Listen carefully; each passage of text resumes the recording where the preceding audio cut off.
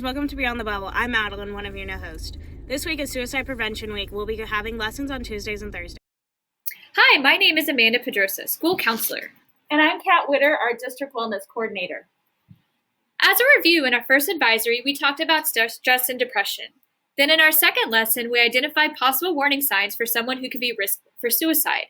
Today, we're going to give you specific skills that you can use to help someone at risk for suicide.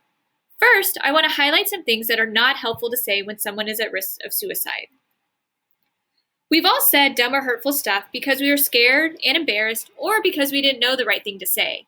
When a friend is opening up to you regarding suicidal thoughts, your first instinct might be shock or embarrassment. You may want to challenge or debate them regarding their thoughts and feelings, or you may want to ignore or dismiss their feelings. However, these type of responses may prevent your friend from sharing their feelings in the future. There are some helpful things that you can say to a friend that is suicidal. So we're going to teach you what to say.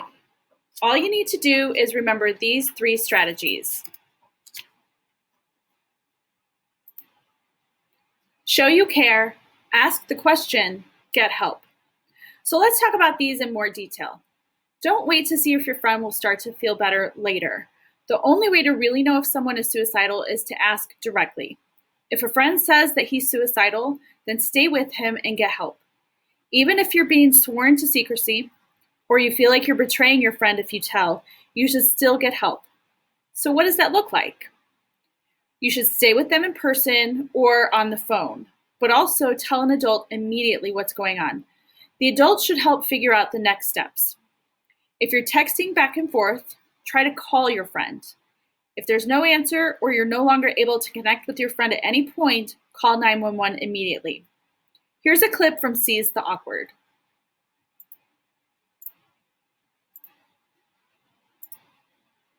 The hardest thing with mental health is it becomes a spiral.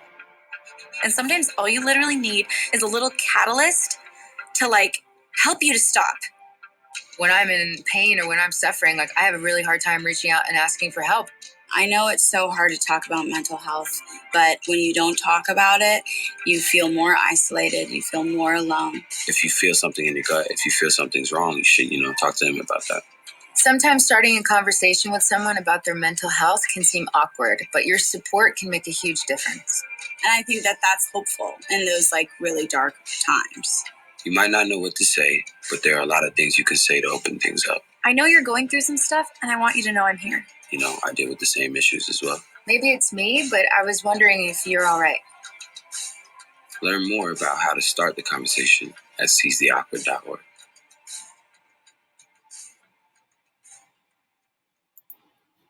So let's review. If someone needs help, there are resources out there for that person. Here at school, there are counselors available, which includes the 2 of us. There are crisis hotline numbers, parents, therapists, or church leaders to name a few. Helping our friends is important, but you are not responsible for your friend's happiness or decisions. Find a balance between caring for your friend and caring for yourself.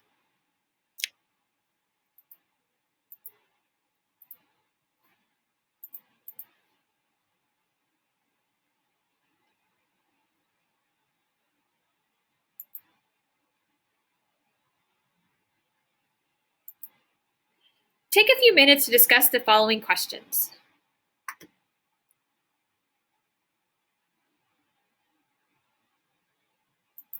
Teachers, please pause the video for 2 minutes.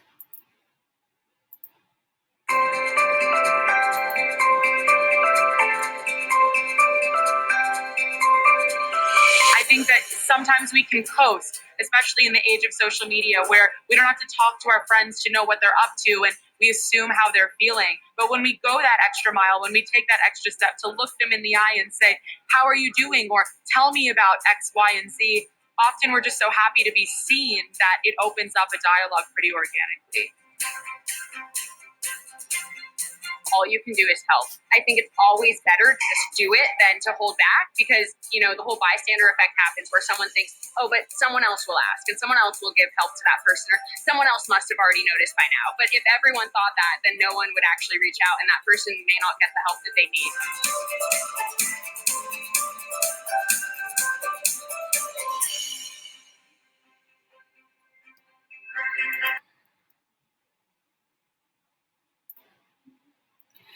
So remember, your job is to help your friend get the help he or she needs, not to do the intervention yourself.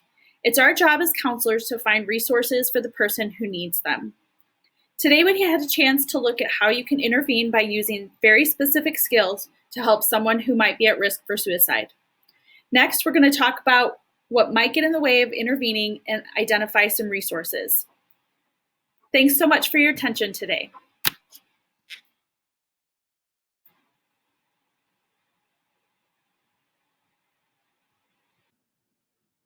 Welcome back. This is Denise Viasana, Academic Counselor.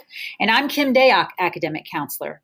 This is our fourth and final class. In this lesson, we are going to review what we've been talking about and practice some skills. So as a review, we talked about what depression looks like in teens. So depression, what is it?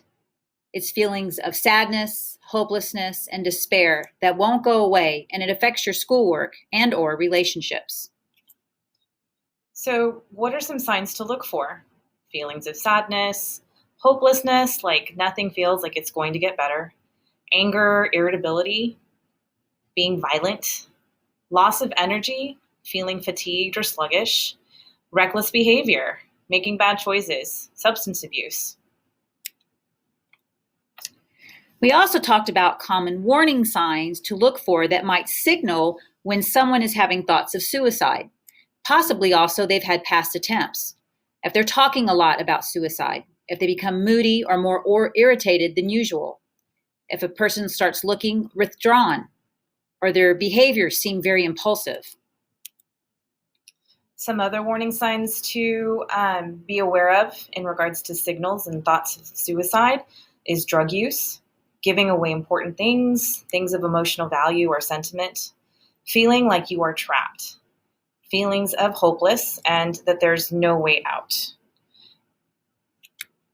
Then we spent our last class talking about some intervention steps that we can use when intervening with someone who might be at risk for suicide. So what is helpful?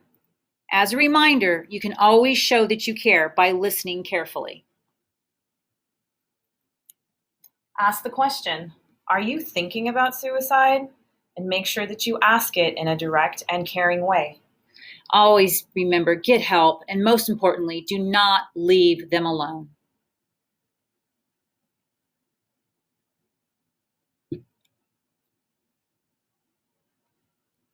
Now let's talk about some resources. We have talked about resources before, but let's revisit these again. There are some resources in the schools as well as in the community. There are national suicide prevention hotlines. There's the crisis text line. You can call Trevor, LBGTQ hotline.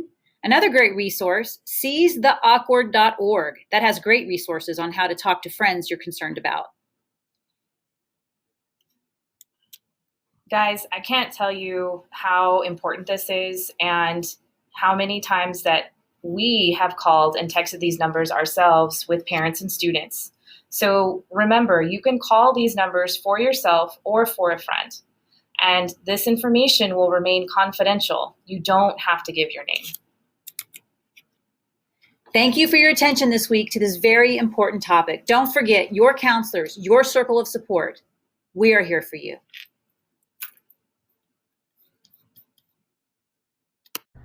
Next week is Election Day. The Young Republican and Young Democrat Club will be leading an advisory on gratitude. Thank you for watching Beyond the Bubble.